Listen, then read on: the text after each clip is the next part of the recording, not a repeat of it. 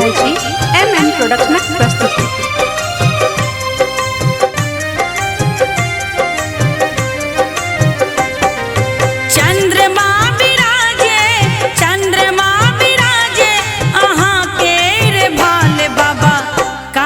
के काले आहाँ ची महाकाल बाबा, कालो के काले आहाँ ची महाकाल।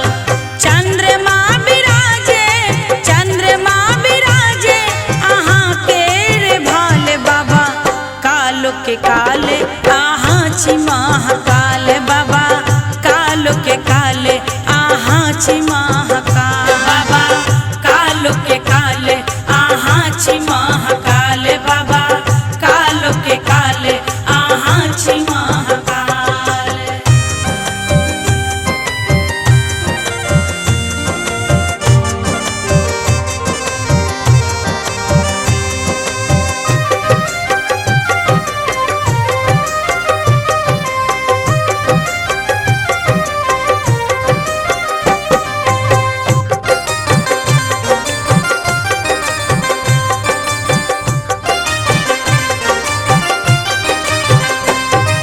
जटा स गंगा के धार बहैया, गर्दन में विषधर के नागर हैया।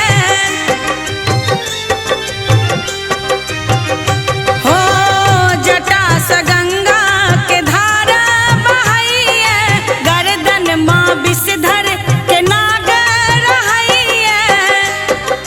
डमरू के डिम डिम, डमरू ताल बाबा, कालो के काले आहाँ ची महाकाल बाबा, कालो के काले आहाँ ची महाकाल बाबा, कालो के काले आहाँ ची महाकाल बाबा, कालो के काले आहाँ ची महाकाल।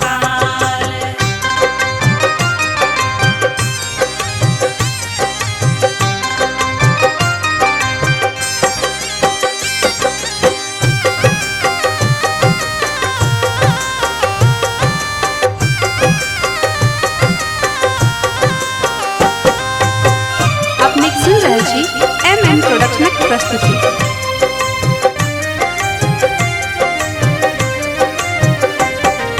चिता के राक्षस सिंगार करै छी, भूत प्रेत बाबा संग नचबै छी। हाँ चिता के राक्षस सिंगार करै छी, भूत प्रेत संग नचबै छी। देख का गौरी के अधकाल प्राण बाबा, कालो के काले आहाँ ची महाकाल बाबा, कालो के काले आहाँ ची महाकाल बाबा, कालो के काले आहाँ ची महाकाल बाबा, कालो के काले आहाँ ची महाकाल।